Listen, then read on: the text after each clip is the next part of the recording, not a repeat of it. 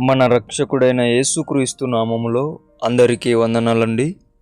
ఈరోజు దేవుని మాటలు ఎఫెసీయులకు రాసిన పత్రిక 6వ అధ్యాయము 11వ వచనము.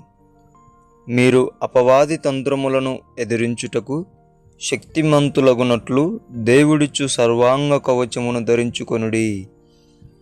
ప్రేమైన దేవుని బిడ్డలారా, దేవుడు మిమ్మల్ని ప్రేమించి మిమ్మల్ని ఎన్నుకున్న తర్వాత మనమందరము కూడా శక్తిమంతులుగా ఉండాలి. అలాగుననే దేవుడిచ్చే సర్వాంగ కవచమును ధరించుకొని ఉండాలి. అప్పుడే మనమందరము కూడా అపవాది తంత్రముల నుండి చాలా సులువుగా బయటపడగలుగుతాము. వాని తంత్రములను మనము ఎదిరించగలుగుతాము. ప్రియమైన దేవుని బిడ్డలారా, లోకములో వాని తంత్రములు తెలియని వారు చాలా ఈజీగా పడిపోతూ ఉంటారు.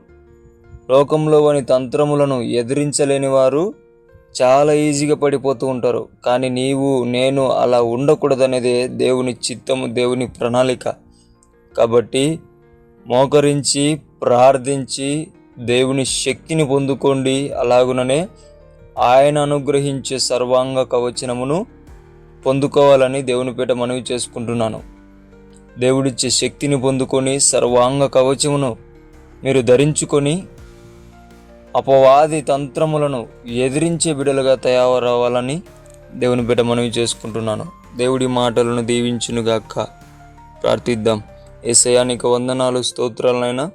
లోకంలో ఉంటున్న బలహీనులుగా కాకోకుండా వాని తంత్రములను తెలుసుకొని ఎదిరించి శక్తిమంతులగునట్లు, అలాగుననే నీ సర్వాంగ కవచం ధరించుకున్నట్లు మమ్మల్ని తయారు చేయమని యేసు నామమున ప్రార్థిస్తున్నాం తండ్రి.